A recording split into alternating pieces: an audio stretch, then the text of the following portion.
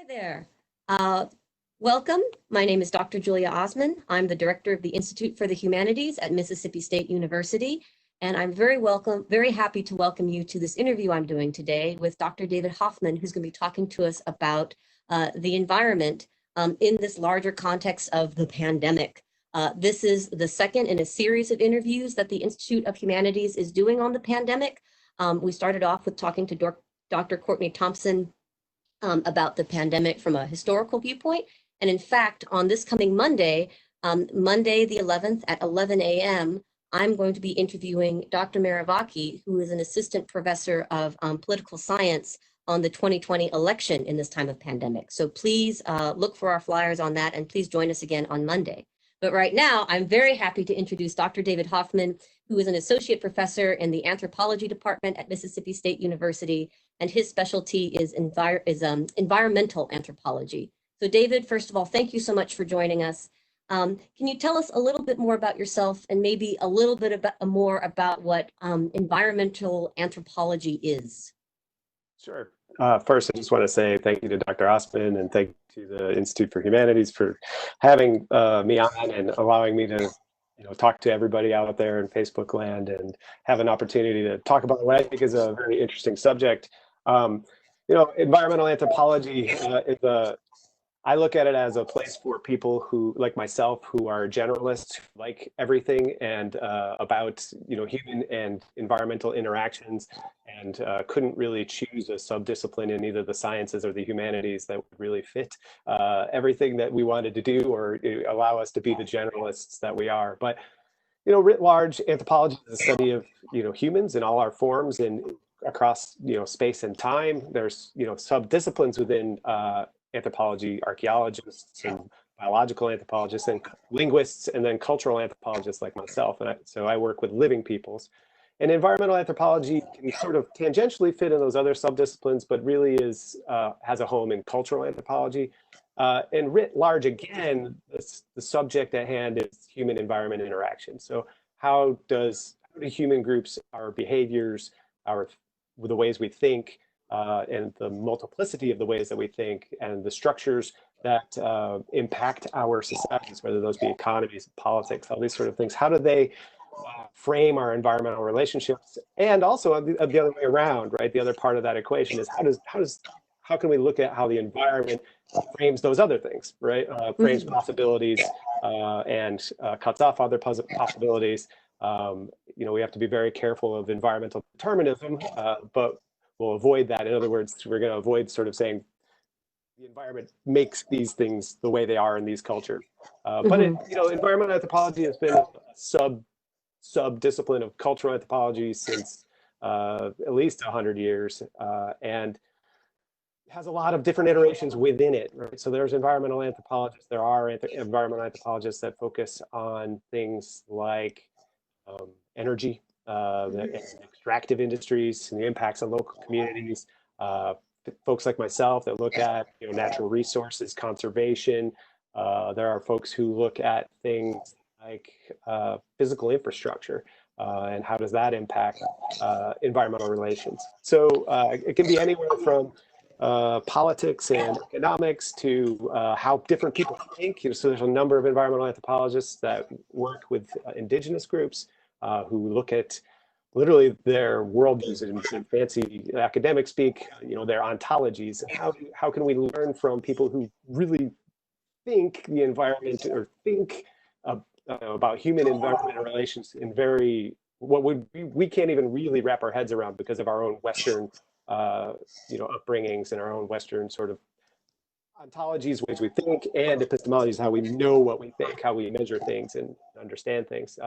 So, again, going to the literature, there's a lot of variety within environmental anthropology, but if we're going to get down to the very brass tacks of the situation, we're talking about human-environment interaction. How do these two things mesh together and influence human thought, behavior, and environmental outcomes?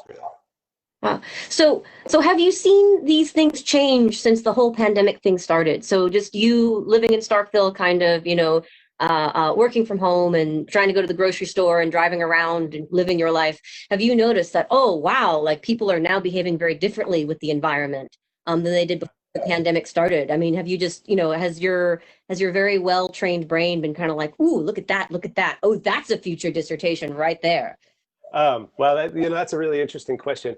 On the micro scale of Starkville, it's a kind of a little bit difficult. The one thing I would say though is living in a neighborhood. It's been interesting to see the number of people out and about, not in a an urban way, but just out for walks because of being in their homes. And I think just by that factor alone, I think more people are interacting with their local environments. It doesn't have to be, nature, and I'll use air quotes there, nature in terms of a wildlife, down to the refuge down in, the Noxubee Refuge, but they're out and noticing. And I've noticed, again, being this electronic world we live in as well, a number of my own friends who also happen, there's a lot of environmental anthropologists in there, so, and other environmentalists I'm friends with, and professionals that have an environment angle. Many of them seemingly paying a lot more attention to their local environment, and whether it's through photography, and many people are doing this anyways. It's not new to the pandemic or new to our lockdown situations, but I have noticed a little bit of that. And you can't help but notice until recently, until recent stay-at-home orders were lifted a little bit, that if you did go out and about, that there's just a lot less consumption, if you want to call it that, in the forms of traffic. Those things, even in Starkville, it was again partially up because the students aren't here, and that just reduces the number of people in Starkville. So yeah, I mean, I've noticed radically different behaviors. It's hard to say yet, but there's certainly some indications that people are taking this time to interact in new ways. I mean, one other thing is, a lot of traffic on planting gardens and Yeah, these sort of things. loads. It's bananas. Yeah. I think it's partially a product of the time of the year, especially here in the South. It's the time to plant all these things, and people are home and have more time, and so I think. But that's also ultimately a good thing, to have people's hands in the earth, and more time to work on those things. Whether that's out of necessity is a good question, but at least I've seen an uptick in at least conversation about it.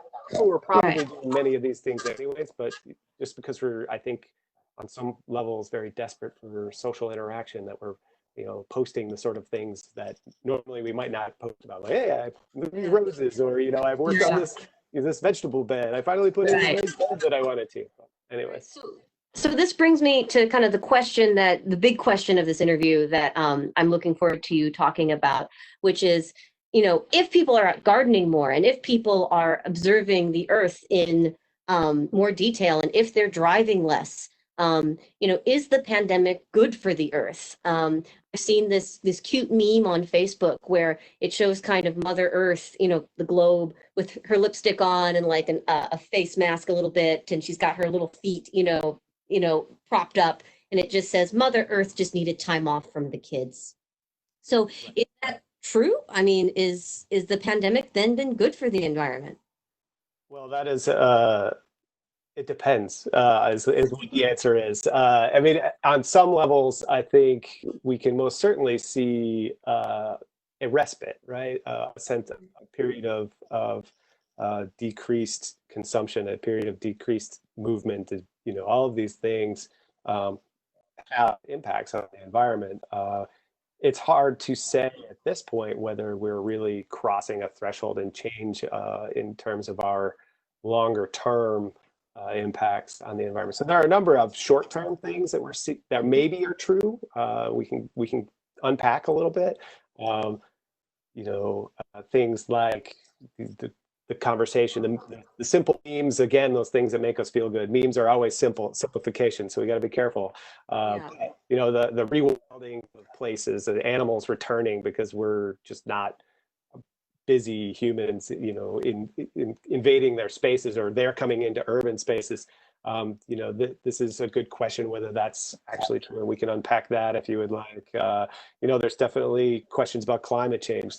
There's no doubt that we're reducing our CO2 at this very moment. Whether that's really indicative or is going to be indicative of a long-term trend is another very good question. We can unpack that. Let's just say, for example, if I can just kind of jump on that topic you just brought up. So let's just say, for example, that, next week they found a vaccine and a cure and everyone is fine now, and life goes, quote, back to normal. Will this couple months that we've had where things have been slowed down, was that enough to make a sizable impact on how the Earth is doing on those CO2 levels, or is that just a drop in the bucket? And if we go back to life as normal in the very short term, will that not really have made a difference at all? Right. Well, I mean, I think again the answer is twofold. Is there a sizable impact? Yes, there's a measurable impact in CO2 emissions right now. The latest for interesting article, I'll just put a name out there. I read the past few days a good article in Grist by Shannon Osaka, as I want to make sure to put a shout out there to that excellent article. But yes, our CO2 emissions are down. They're projected to be down 7 or 8% for this year, which is, that's excellent. That's good. In thinking only in terms of the environment, right? There's always the other side of these things that, the equation is, right, when CO2 emissions go down, that means there's economic things going on that are going to be hurtful for other people, that we got to be very careful of these. Oh, it's perfect for the environment, so therefore it's all rosy. So on the short term, yes, within 2020's CO2 emissions, we're going to look like we had the largest decrease since either 2008, 2009, the recession, and before that, World War II, right? Wow. So those are enormous. But that's the good news in quotes. Right. The bad news is that if we need these kind of reductions every single year until 2030 to stay at the level of carbon dioxide that would keep us at that 1.5 to stay alive, 1.5 degrees increase. Because the thing is that the metaphor that's often used is the atmosphere is like a bathtub, right? We're pouring carbon in, and it's filling up. And what we've done a little bit is slow down, and there's a very little leak in it, right, out into space, basically. Mm-hmm. But what we've done is slow down the tap just a little bit, right? We haven't stopped it, obviously, because human life produces CO2 emissions. But we have not had we're not likely to have the sort of consistent progress that we're going to need for really dealing with the potential negative effects of climate change. So again, to reframe this, right, the reduction we've done right now needs to be done every single year on top of what we've already done. So 7 to 8% reduced from this year, next year, and then 7 to 8% of that reduced the year after that to meet the 1.5 targets.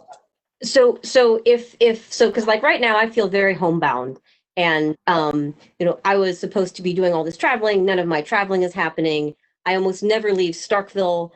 Usually I'd be going on road trips or what have you. In order to reduce the amount of interaction I have with other people, I only go to Kroger once a week instead of like every other day, and things like that. So I've already seen a very, very marked difference in, say, my life now than my life before, just based on how much I travel or move around or use those fossil fuels. So you're saying that next year, well, at first I'd have to hold this for the rest of the year, and the next year I'd have to reduce it by the same amount again.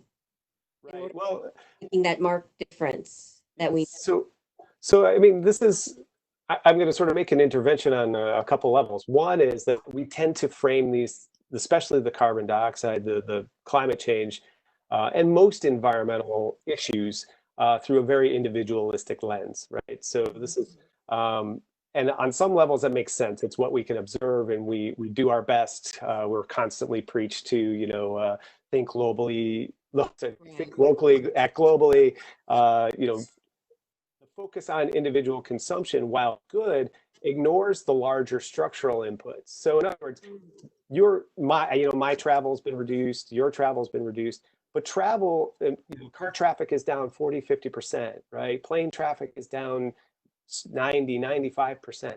But what this makes you realize is that those sort of travel services and even some of the consumption we're reducing is only a drop in the bucket for these larger structural inputs of carbon dioxide. What do I mean by that? What I mean is, for example, things like utilities, right? Utilities account for something around 40% of CO2 production in the world, right? So I'm talking about things like electric and heating. So those things those demands aren't going away. They're being displaced. They're not going away. So what we're seeing is a shift. Electric consumption. Yeah, the big office buildings in urban centers or on campus. Yes, electric's not being used there, but here we are. You and I are sitting in our offices consuming our electric here. And our electric in the United States, for example, is still our major source of CO2 emissions. We're talking about we're still 60% dependent on coal, oil, and gas for our electricity production in the United States. So, on one level, yes, it points out this interesting issue about climate change is that we tend to frame this debate oftentimes in these sort of very individualistic things, when on some levels these larger structural issues about infrastructure that provides things like electric or our food systems, right? All the cows and those other animals that produce methane, one of the potentially worst carbon greenhouse gases, that isn't stopped, right? So a number of the largest contributors to CO2 have just not even been touched by this massive slowdown at this point.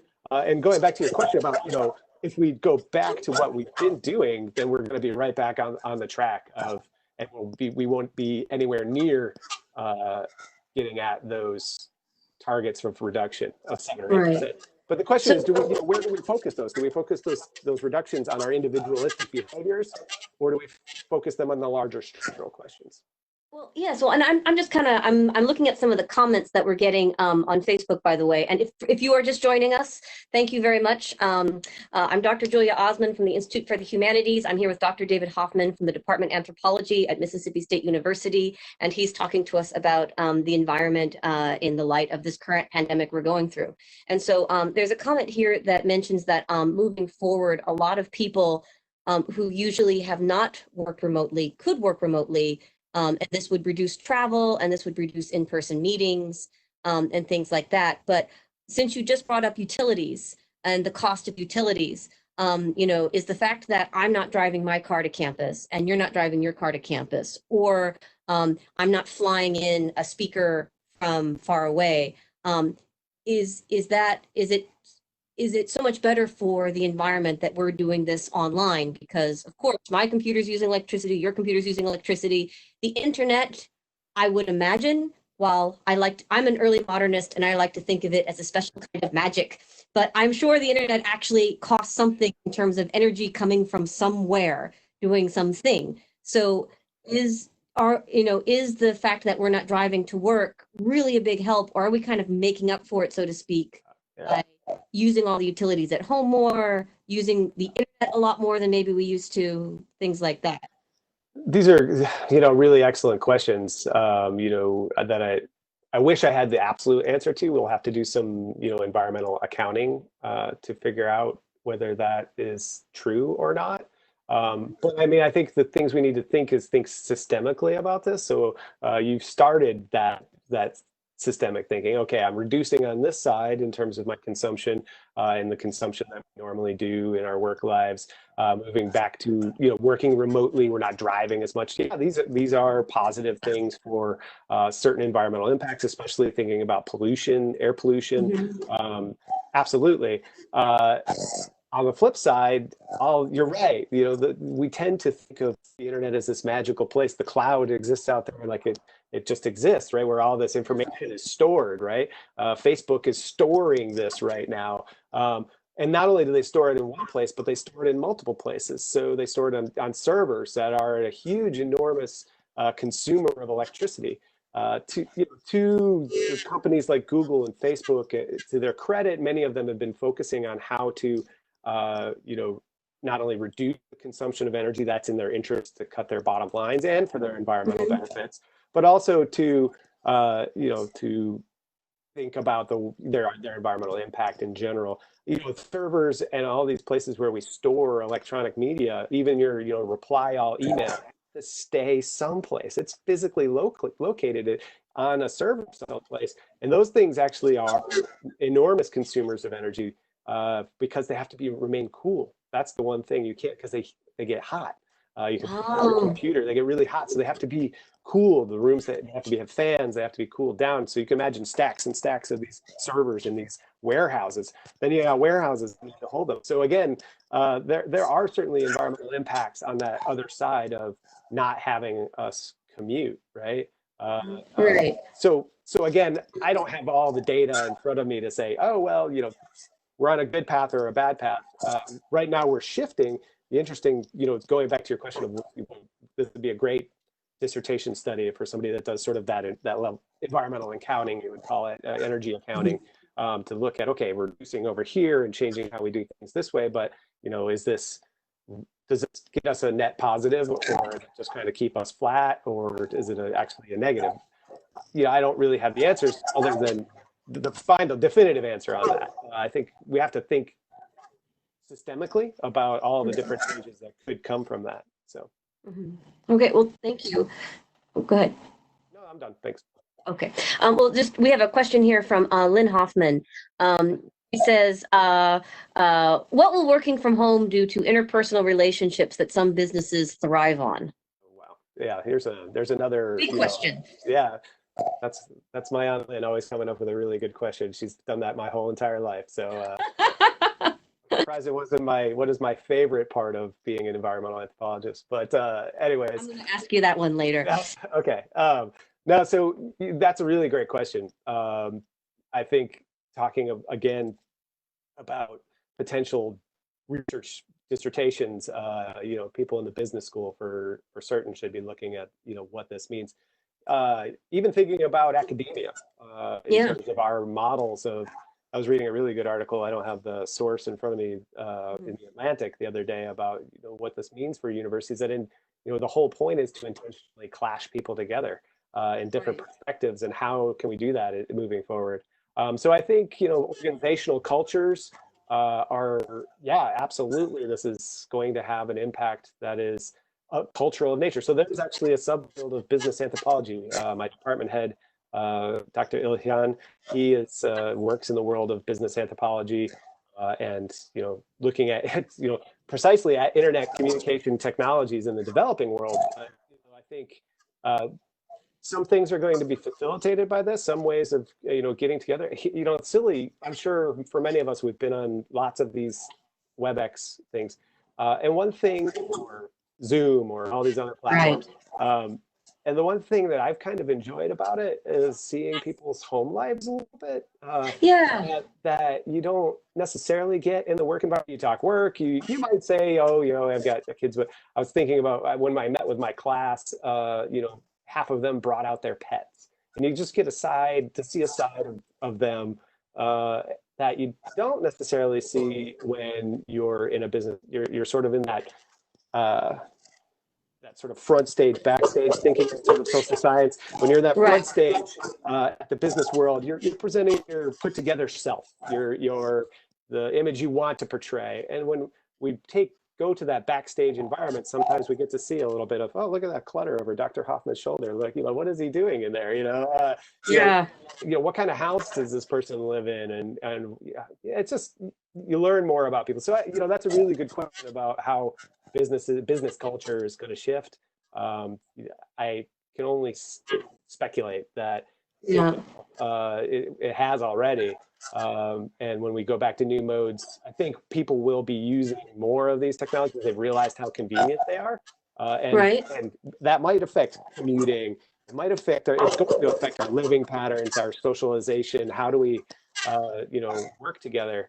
I still think, as all of us probably feel, is that we're still social creatures. We still want to get together and socialize and be in touch. So, I don't know. It's hard to say what the overall impacts will be in the future, but there is, certain. I think we'll see more deployment of these technologies as maybe reducing the number of trips that people, those people that are always on your flights that are business people Yeah. that are constantly moving from one place to another. I think maybe this everybody's having to use these technologies is going to teach people that it's more feasible than they thought it was. Right. But so that might be reduced, but yeah, it's hard to, again, a lot of speculation on my part. Well, much more intelligent speculation than I or a lot of the folks sitting at home would at their, because of course we're all at home. But your speculation is probably a lot more intelligent than most of us, which is why it's so nice to ask you these questions. Speaking of questions, and speaking of what you were just saying about the reduced flights or maybe reduced travel might be a continuity that we see even once the pandemic lifts. There's a question here from someone named Whitner Chase who asks, is there any data showing which reduced activities comprise the majority of emissions reductions so far during this? Yeah, I didn't look at, I don't have the specifics, so I'm just gonna speculate here. That's a really great question, and thank you. I I would guess it's the things that we know, right? Which is what is really reduced? Plane travel is it going to be an enormous contributor? So whether that's for tourism or for business, that's significantly reduced. And also personal commuting and industries. I mean, a number of industries have shut down, right? For either, temporarily or permanently. So, I don't have the breakdown, and I don't, the articles I've read have not broken it down by, what percentage of what. So, Mhm. I hesitate to speculate by percentages and putting real numbers on anything. But, it's the things we know. A lot less car traffic, a lot less. There are still things that are still going. Big trucks are still going, shipping. Big boats are still moving, although probably we'll see reductions, I'm guessing, in that over the next little bit. The sort of lagging of, the supply chains. We'll start to see some, I think, longer term impacts on shipping traffic, perhaps. But Mhm. that's, I'm sure that's already slowed, and that's a pretty big contributor to climate change. Right. But really, I mean, when we're talking about, I don't really think we significantly reduced electricity consumption in the United States, for example. I Mhm. think we've stayed pretty consistent. Again, I don't have the numbers, so Right. this is great speculation. Another perfect master's or PhD dissertation, right? To look at that Yeah. data, crunch it. Take note, graduate students. Yeah. Right? Yeah, there's a ton here. Take note, smart undergrads. This is your future. Yeah, right. Yes. Yeah. Pre-COVID, post-COVID. Yes. Yeah. Yeah. So, I mean, so what if there were certain lessons or if there were certain behavioral changes that you would think would be really good for us to keep from this time moving forward? Whether it be driving less or planting more trees because, we have time and it's pretty out right now and we're not stuck in our offices, we're stuck in our houses and we're noticing, oh, my yard looks terrible. Or things like that. What key behaviors would you say, wow, if people could just keep doing X, on an individual level. You were talking about the difference between individual and structural, but just, when you're thinking about the person who's saying like, oh, what can I do to make the earth a better place? What Mhm. should we keep or what habits should we encourage or improve or go even farther with, even after the pandemic ends so that we can keep a good trajectory? Again, these are speculative ideas. I don't have all the answers here, but I think all of us have reduced our consumption. And if you look at, environment theory, the impact on our planet is depending on how you calculate it is some sort of calculation of how many people we have times how much consumption they have, Can, maybe can, reduced can by I 50. pause you Yeah, for just a quick minute? What do you mean by consumption? Because when I hear consumption, I think of a 19th century disease where you cough blood. yeah. So can you Right. define what you mean by consuming here? Or Yeah, consumption? so I mean, like the shopping, the buying of things, the consumption of electricity, the use of fuels, right? All of the things that we could, foods, right? What we all, so in other words, this slowdown has kept us all from doing much of the uh, unnecessary consumption, right? We've all scaled back to, okay, we're going to shop for mostly necessary things, right? Or we're not going out there, and especially for a few weeks, we didn't go out. And again, I hesitate to paint this all with rose-colored glasses. I think we need to be very careful here because if reduction, some people, this reduction is a harsh reality, right? It means that they're going without things that they Right. really need. So there's a difference between sort of frivolous consumption and consumption of new gadgets and things that we may, and fashion, right? Versus consumption of, things that we need for our basic human needs, right? So I've seen some memes going around. I hate to also quote memes, but I've seen memes going around that, we're down here on Maslow's hierarchy of needs, right? We're down on the taking care of ourselves. We're not up here. And this is where I maybe it's not a good metaphor, but this era, the top of the pyramid where it's actualization, which tends to be hyperconsumption in our society, right? So, how do we prove our worth and all these things? We've oftentimes in recent, for most people, right, the people that are most looked up to are the wealthiest and the people that consume the most, and we're consumed with consuming, right? We don't. So the one thing that I'm hopeful about, right, is that this pandemic stopped us all in our tracks, right? And that, I can only hope that this makes us all sort of rethink a lot of what's necessary versus not necessary in our lives. The busyness, the non-stopness. When we're on that treadmill, right?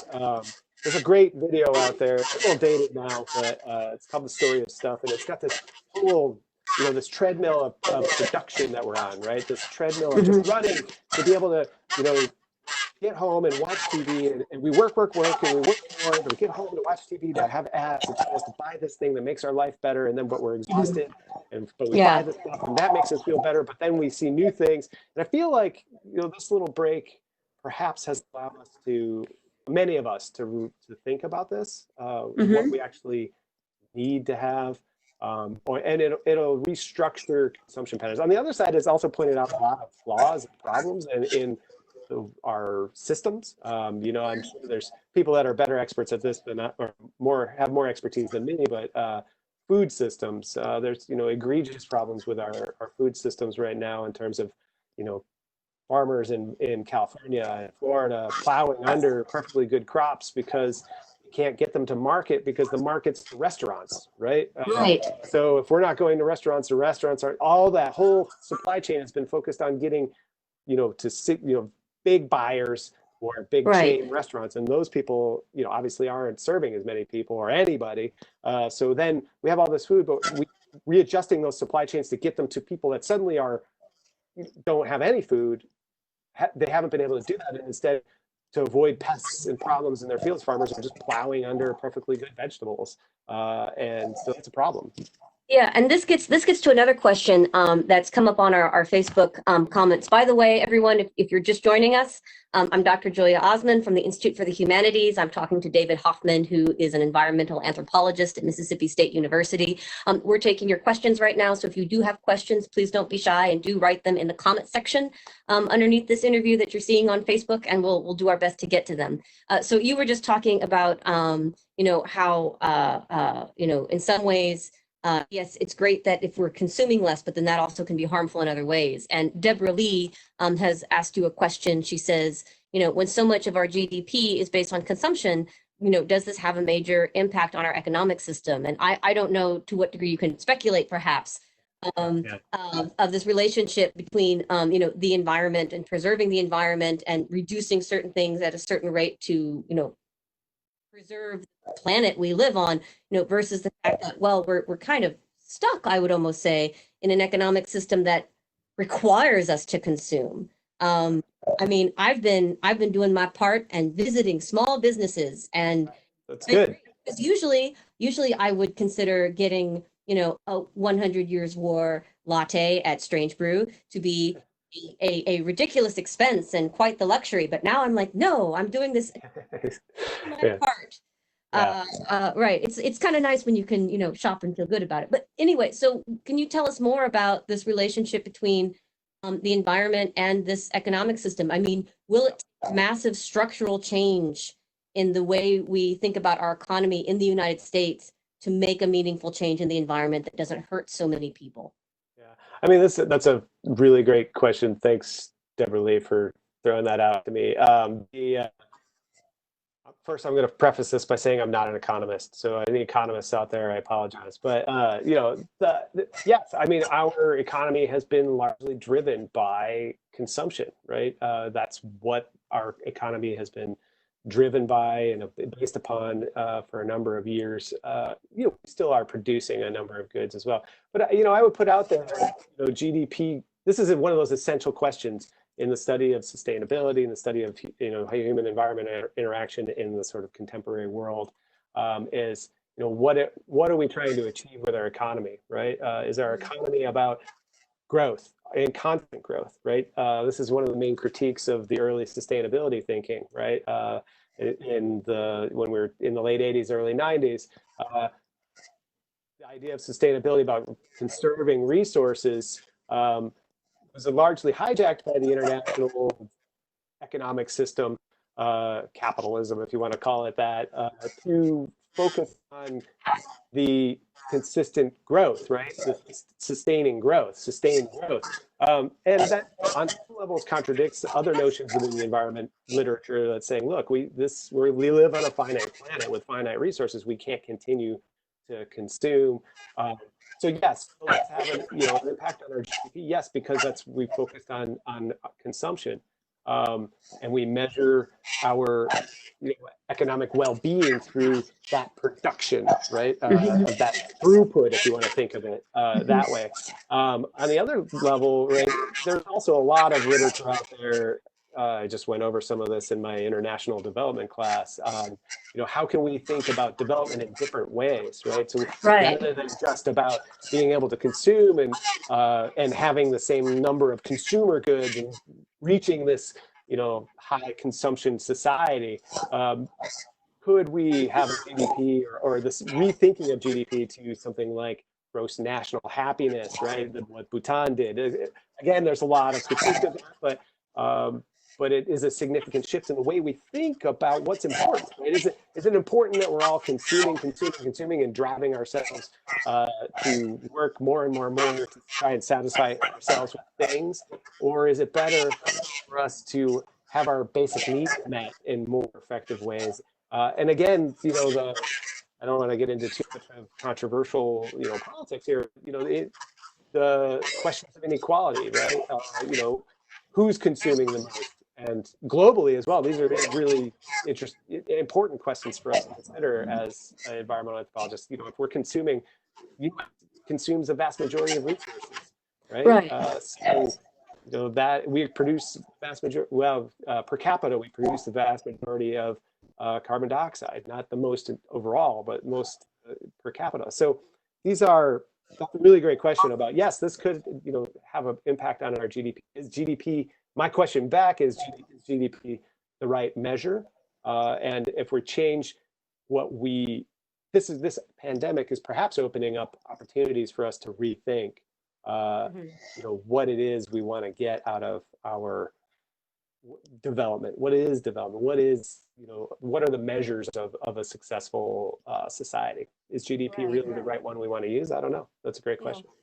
Well, and I think too, it's been interesting as many arts organizations and celebrities have gone online in their homes without their hairstylists and without their makeup artists. I find this fascinating, and it's just like, oh, that's just a normal person. I feel like it's put less pressure on us to achieve a certain look or achieve a certain kind of marker of achievement or a certain marker of status, because people that usually we look up to or we're used to seeing on large screens or we're used to seeing celebrated, if they are looking and behaving in a very ordinary manner, then it encourages us to work in an ordinary way. But I don't want to take up too much airtime.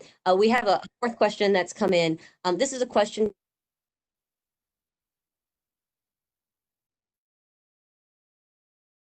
You froze for a moment. Oh, you're back. All right, and I'm back. So this question from It says, what about disparate impacts? And I think this gets to what you were saying about how the US consumes so much energy. What goes on and how the pandemic affects some communities in different ways than it affects others?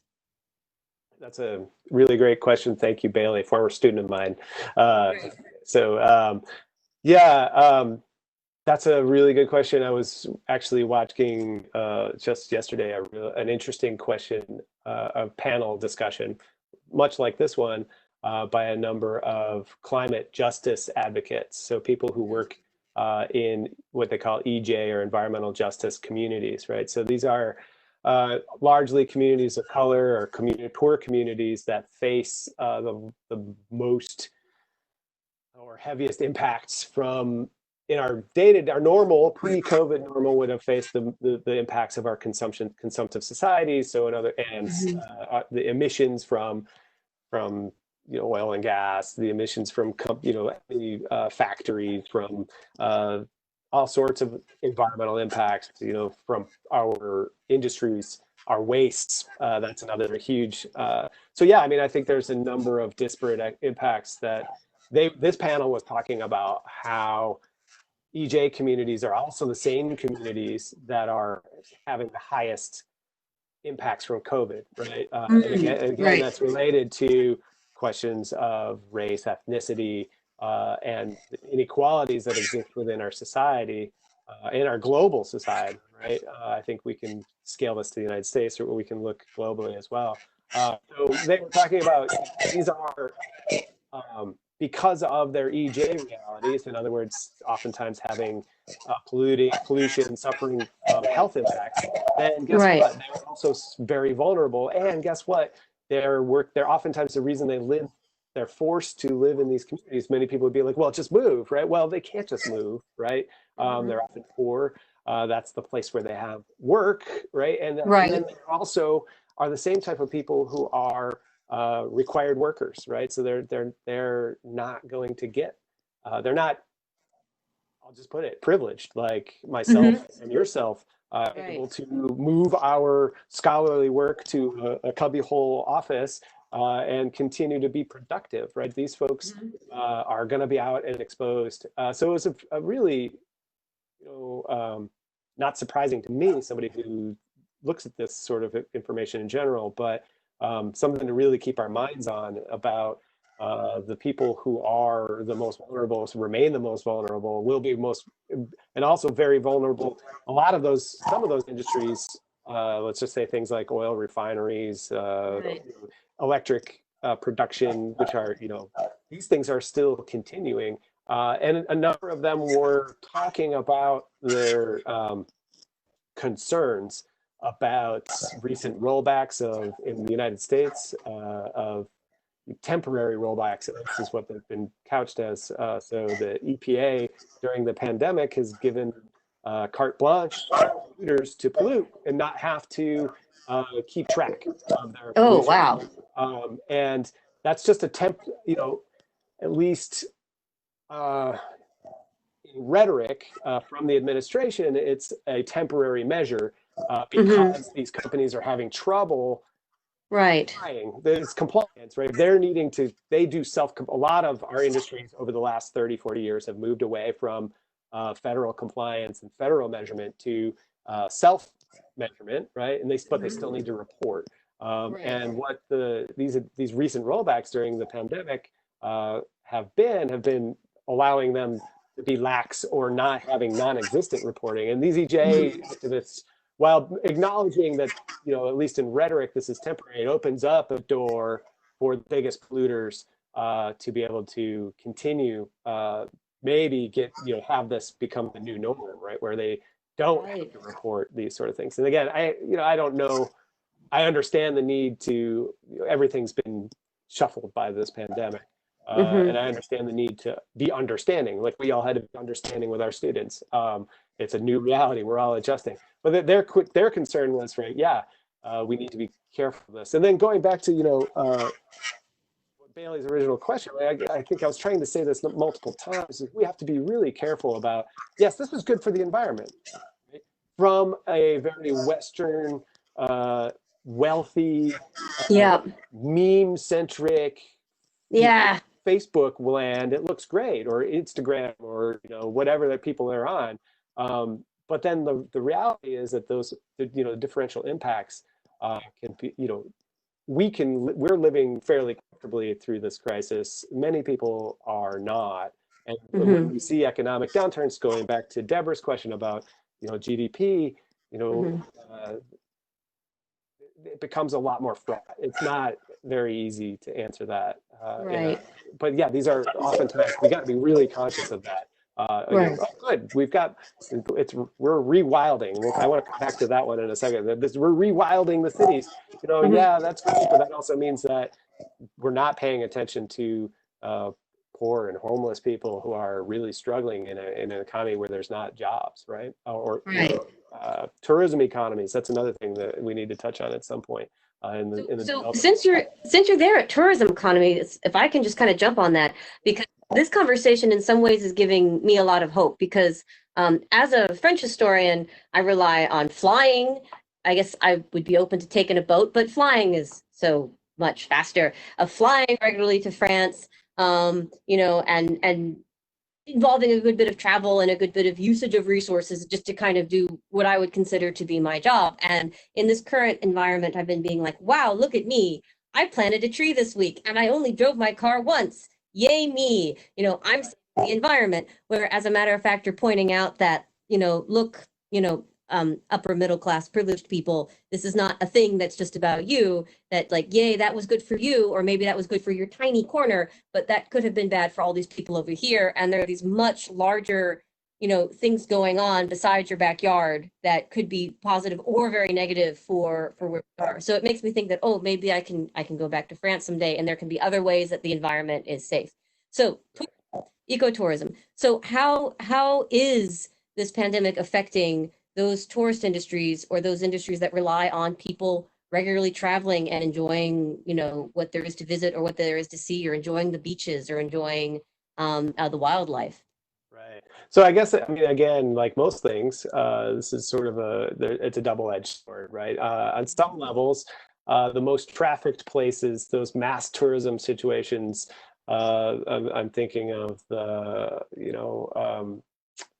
Cancuns of the world, those places that are, the massive amount of traffic is quite detrimental to their local environment. For if you're going to take a very what I would call ecocentric view, so not anthropocentric, but a environment centric perspective, Right. you would think, oh, this is good, right? Um, but again, one of the things is that it's a delicate balance because even in a place like Cancun, and I mentioned this because I've worked in that part of Mexico for my dissertation and have gone back several times in Thing. the last few years. I worked far south in a much more rural community, but I'm going to bring them up. Yeah. The So it's on some levels you can think, okay, this is reducing the impact in those places in terms of sewage and garbage and all these other things. But on the other side, you have to, as an anthropologist, we've intertwined environment and conservation over the last 40 years with this idea of ecotourism, right? And created a dependency on tourism for conservation outcomes. Right. So I'm going to use, the mi pueblo querido, my loved town of Xcalac in southern Quintana Roo, Mexico. They are a community that 25 years ago, bet their future on a national park, scuba and fly fishing tourism. And while they've remained largely outside of mass tourism, they're not a mass tourism center. But they have a cruise ship port about 50 kilometers north of town. Mahahual, a famous cruise ship port, Costa Maya, they call it. Many people go by there, millions a year in normal times. But now, I haven't talked that much with community members, but that source of income is completely vaporized overnight. And for a number of them, that means that their jobs are very much up in the air.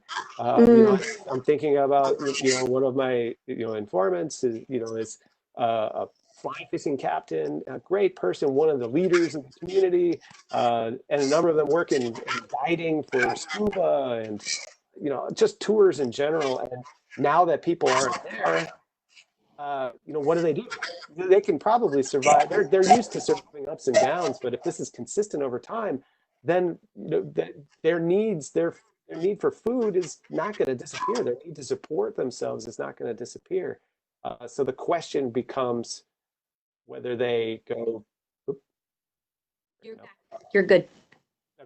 so the question becomes, you know, how do they balance this moving into the future with this desire to they have a desire to conserve. They have this national park, one that they actually asked the next Mexican government for, right? That's very unique. But if the economic situation isn't there to help them not get it, you know, quote unquote poach, you know, depends on, I don't like that word poaching because a lot of times it's people actually trying to feed themselves. So there's been a lot of, you know, discussion of poaching. It's been, you know, and I hate to use that word, but Right. you know, the killing of animals. There's a great article in the New York Times by a woman by Annie Roth. Annie Roth, there's an article in the Independent about rhinos being poached at excessive levels in South Africa and Botswana. And then, you know, I didn't quite like the way they framed it. They said it's the lack of tourists and the lack of tourist presence. In other words, if there's tourists there, then people aren't going to go and right in front of them and kill a rhino, right? Or Right. you know, one of those big game. But you know, I wasn't quite sure if it's really the tourist presence or the tourist economy to sort of provide people with a livelihood, right? Right. That means that they don't have to go into the actual conservation areas to hunt for food or substance, or to sell those things on a market for an economy. The article that I read in Independent, right, is had, you know, there's upticks in hunting of jaguars and puma in Colombia. There's, you know, noted upticks of tiger poaching in India. You know, and again, these things have been going on anyways. The question is whether these slight upticks are, you know, going to be permanent because there aren't tourism economies. You know, this is the problem. People have been pointing this out for years, right? That you know that this is a dependent relationship, and what happens when that dependency disappears. Now, on the other side, you know, going back to the community I worked in Mexico, I've seen just recently that, you know, they've formed up a coalition to, you know, sort of auto defend their own territory. They feel that it's not really their territory if you think of the politics and the political reality of the you know, it's the Mexican nation states, but their territory in terms of their community, their resources are there. So this, you know, might actually work to create a new vision for conservation that isn't based on just you know, showing these materials. Yeah, we're going to turn to some of that, but maybe you know, exposing these dependencies might have these communities rethink. Okay, how do we have an economy that is not just dependent on that? And then if that falls apart, then what do we do? Then we have people who are, you know, predating in the conservation areas. So this is a really one that I'm curious about it because of my own work. The one other thing I would put out there that I've seen on the internet is a reduction in wildlife markets. In other words, the traffic in animals. Turns out when you can't ship those animals around in clandestine ways through, you know, human traffic, you know, trafficking them through humans traveling, you actually see a reduction in those markets. And, you know, again, back to the question of consumption of wildlife, you know, of exotic wildlife, going all the way back to some questions being raised, both good and bad, about, you know, Chinese markets. And, you know, we got to be careful of stereotyping them all as wildlife consumers and bad. And but again, there seems to be a marked reduction in that sort of wildlife trafficking. So that was always the sort of, you know, the yes and no. Yeah, exactly. Right. So I'm just gonna, we're getting close to the time where we're probably gonna have to wrap things up soon. We probably have time for maybe one or two more questions. So if you've been watching and listening, and appreciating what Dr. Hoffman has been talking about, and you want to ask him something, don't be shy. Just put your question in the comments underneath the interview here on Facebook, and we'll try to get to him before we have to close. There is one question that's here that is from Diego Thompson. I don't know if you've heard of him before. I know.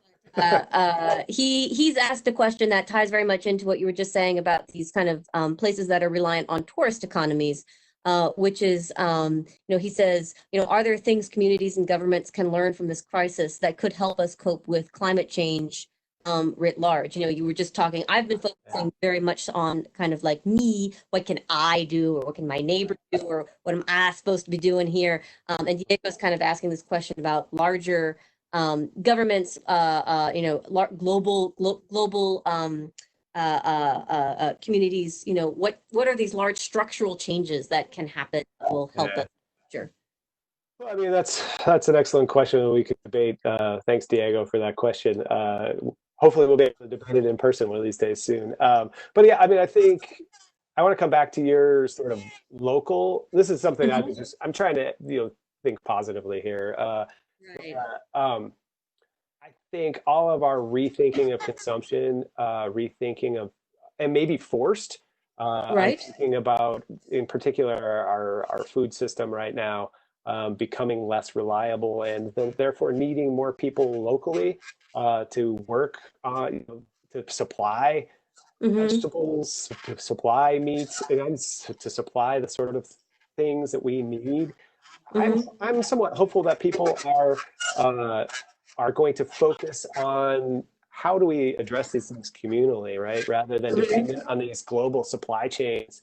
I think, again, this is the sort of, I don't have the easy answer to, but I find some solace in the rethinking that people have done in terms of their consumption. And I think localizing some things is actually one way we can reduce our global environmental footprint. Our local environmental footprint might actually go up if we're farming more fields, and so it's a balance. But if we're thinking about sort of carbon emissions and sort of larger things, again, this is where I come back to us pausing and rethinking this sort of, what makes us happy? What really makes us happy? Is going, a lot of us have never really stopped to even rethink this, right? So I'm somewhat hopeful that folks have stopped and thought, I don't really need to be so busy in my life. I don't really need to do all that shopping, and that didn't make me happy. I realized, hey, what I really miss is people. I miss my community. I miss engaging, and that's more important. And to see the other, I've been trying really hard to focus on how this is maybe helping us, even though we're all so isolated, to work collectively, right? This idea of working as a group that I think has been so hyper individualized, and our consumptive society does that to us even more, right? That perhaps this is one of those larger structural changes. Going back to Deborah Lee's question about GDP, could be that all of us rethinking this can help move our political system and our economic system in directions to say, we don't really need that. What we need is more collective action on a local scale to supply ourselves. I keep seeing folks in Starkville commenting about, I never went to the local meat supplier ever before, and now I went, and it's fantastic. And and I know my butcher, and these sort of relationships that worked in communities for years and years, and we just tend not. They're sort of there, but they're ephemeral, and they're at a mediated by a huge multinational corporation. So maybe these. I don't know if I'm answering Diego's question at all, but I don't think necessarily that you are, but that's okay, Diego. You can handle it. But I think what you're mentioning is very interesting, and I think it is rather empowering for those of us who are trying to think what can I do, and also I think just to get on with what you were saying with what is it that makes me happy, and this is where the humanities is going to come in and kind of save us all, right? Because if people are especially, we've had such a beautiful spring and the hot weather hasn't killed us all yet. It's a chance of being like, oh, well, if you notice the splendor in the grass and the beauty in the flower, and you have time to contemplate, and you have, time to really appreciate the sights you see and the music that you hear and things like that, might Yeah. move towards changing our behavior towards the environment, like that. Yeah. And Read a then book. I'm just going to ask one last question, and then I'm going to let you go. Thank you so much for your time. And the question is from Malavika Jinka. She says, do you think this pandemic would lay more emphasis on funding environmental science and climate change by world leaders than capitalism or business? So, and this might be a question if you are a graduate student or an undergraduate and you're looking to get in a field that's going to be growing. Um, so that's a great question. Thank you, Malavika. That is, so whether or not this is going to change climate funding and policy, that's a really, hard to know. I could see it going one of two ways. One, I think it could be, I'll start with the negative. The negative could be that people will, because of desperate times, call for desperate measures. Again, like I was mentioning about the administration's rollback of environmental, monitoring by polluters. Mhm.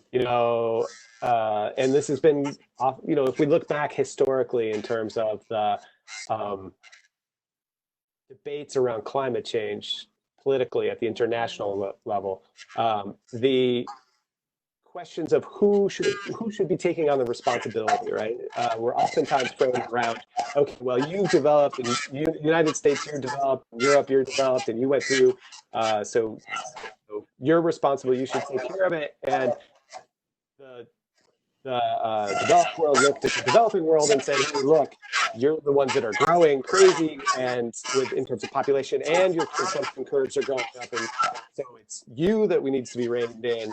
And that was often an argument from the developing world of that, desperate times, we need this more than you do. So I'm a little concerned with, rather than this being a time for the developed world to say, okay, we can scale back and we can still, our societies can survive.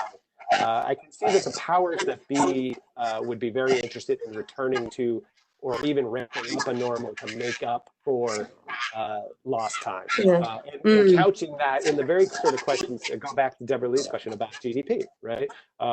That we need to, GDP is our measure, and we need to, if we don't have increasing GDP per capita, even though that's a terrible measure of development, because Bill Gates and myself are both part of, of that GDP, right? We're one person, and our overall wealth are very different, but we average together. So again, my concern is that, especially those who are interested, so the powerful folks that are very much interested in maintaining or even keeping on the status quo are going to have a rationalization, right? We need to do this now because the economy must get restarted and we got to get back to normal. So I worry about this. I think that's a potential. The other potential out there is that this reawakening of a political force from below that says, that we really need to rethink these things as a society, what we really need. And not only that, but have us make the realization that we can do some of the things, procure things locally. But I want to come back to Bailey Bullock's point earlier of being conscious of inequalities when we talk about that, right? Just because Dr. Austin and I can go down to support Strange Brew in our local economies, that's, by the way, Strange Brew did not, tell us to promote their coffee shop. This is no, but they named a drink after one of my research topics. So right, exactly. And he's the owner is a former anthropology major. So well, there we go. Well, so, but anyways, if you too would like to sponsor an interview with the Institute for the Humanities, please go to our website. I'm sorry, David, go ahead. Yeah, speaking of consumption anyways, the point being, I think we have to be careful, right? That yes, we might be seeing a shift to more localized worlds that are potentially more sustainable, and that might scale up to the question that Malavika was asking about, policies. The pessimistic side of me says unlikely. because the excuse is going to be there of we need to restart the economy. Right. And unfortunately, one of my good friends who works in the global sort of climate world, somebody who's a dear friend of mine, I had reached out to him to see what he could tell me about what's going on in global climate negotiations right now in this sort of hiatus period. Mhm. But I didn't hear back from him, so too bad. I don't have insight there, but Yeah. you know, it's interesting to think. I want to, if I can, come back to this the meme that you started out with. To Yes, close out, Mother Earth just needed a break from her kids. and this idea of rewilding, this notion of this thing that we all have seen, right? These pictures of dolphins in Venice, right? Which, by the way, was Right. fake. Wasn't true. It actually Oh, wasn't in really? Venice. Yeah, it was Smart. fake. Way to But bust the bubble. but the bubble, right? That's this really interesting article. I really encourage people to read this. It was in the New York Times Magazine by Helen McDonald about what are these memes and these stories? Why are these surfacing? Why are these tropes, right? Why now? Part of the story that she tells is one thing is that I think because we're just finally stopping and paying attention. These animals have always been there. Coyotes have Right. always lived in New York City, right? Hmm. Or well, not always, but in the last 20, 30 years, right? Peregrine falcons live there. We share Hmm. our spaces with animals in the natural Hmm. world all the time. We just haven't slowed down to pay attention to it. Is one Right. side. And the other side is that it gives us a sense of hope, and these stories tell us this sense of hope, right? This idea, and I'm just going to use this quote that she had. That animals are emissaries of hope, possibility, letting us dream of a better world, right? And that this Mm. is an image out there that's opening up this possibility of a new Eden if you want it, right? The sort of, and Right. that's a story, of course, as a humanist, you know these sort of stories are powerful for us, right? So that's Yes. why you say it burst my bubble. And that's that, that's the thing we want to tell ourselves that, this is, we're going to learn that, right? Right. And not only that, but it's opening up, and it is going to open up new possibilities. So Hmm. it's really those rewilding stories are perhaps, normative stories about what we could be. And they tell Right. us about it's a sort of genre of survival and rebirth, or, a phoenix rising from the ashes that Yes. are very powerful for the human spirit. So, Yes. I And very powerful motivators. I mean, as an historian, you kind of give a side eye to myth because, myth isn't based in historical fact. On the other hand, myth often kind of tells you your future. It tells you your desired future. Like, this is what you could be. You could be the hero, or you could affect this amount of change, or yes, this could happen because of a grassroots effort or something like that. It kind of moves us forward to a degree. Exactly. So, but again, I just want to say thank you for this opportunity for me to, talk out some of these things that my wife Amy and I have been talking about on our daily walks a lot, especially since you've asked me to do this. I've been already, she's been, as always, a good sounding board for ideas. But it's been a real pleasure to be able to chat these things out. I will put out there, if anybody's still watching and if there's any students watching, I do teach a environment society class that's going to be available this coming fall. So whether face to face or online, I think people will deal with all of these topics that I talked about. So thank you, Julia and Dr. Osman, for inviting me. It was been a real pleasure. Well, thank you so much, Dr. Hoffman, for being willing to talk to me and for talking to all the folks who are out there on Facebook right now. Thank you also very much for all the research you did and the preparation.